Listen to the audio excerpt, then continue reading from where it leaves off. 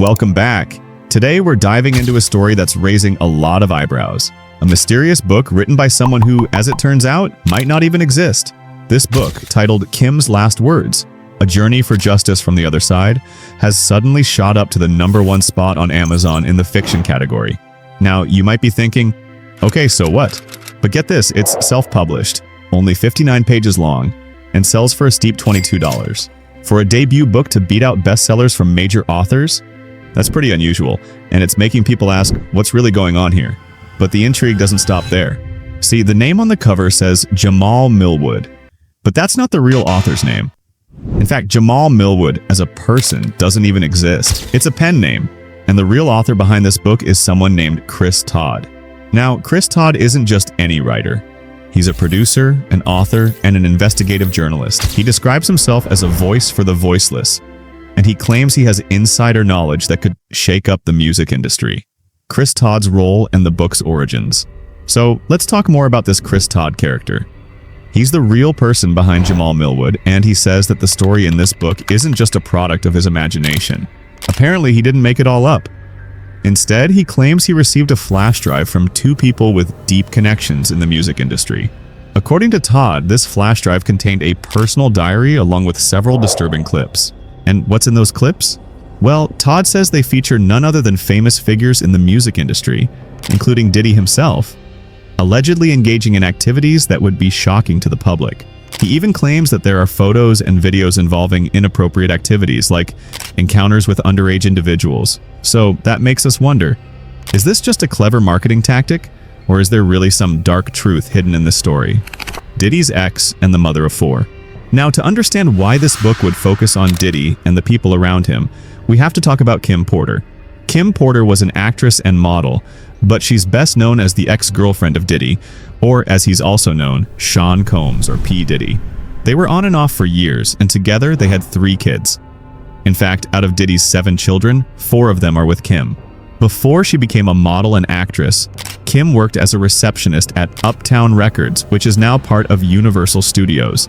That's where she met Diddy, who at the time was just an executive, not a music icon yet.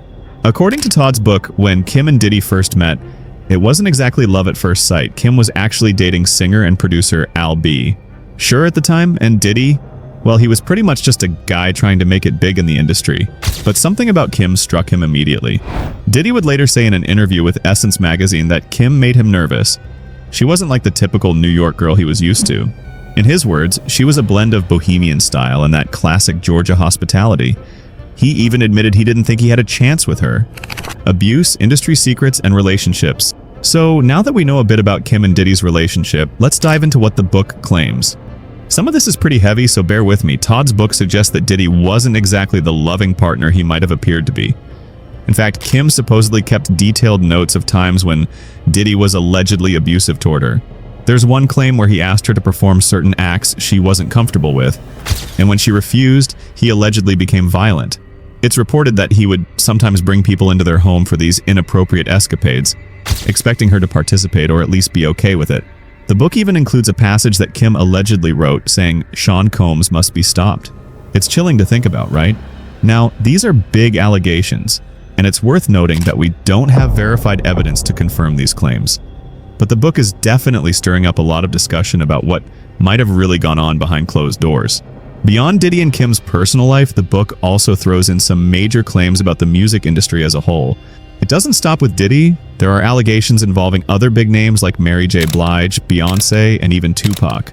The book suggests that Kim witnessed things involving high-profile artists and underage individuals, situations that would be disturbing if true. For example, there's a claim that Diddy had relationships with young male artists and that he would sometimes push Kim into uncomfortable situations involving his friends.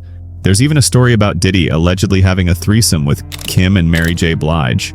Now remember, all of this comes from Todd's book, and none of it is proven fact. But these kinds of allegations are enough to raise questions and get people talking about what might really go on in the entertainment industry. And now let's get into one of the most dramatic parts of the story.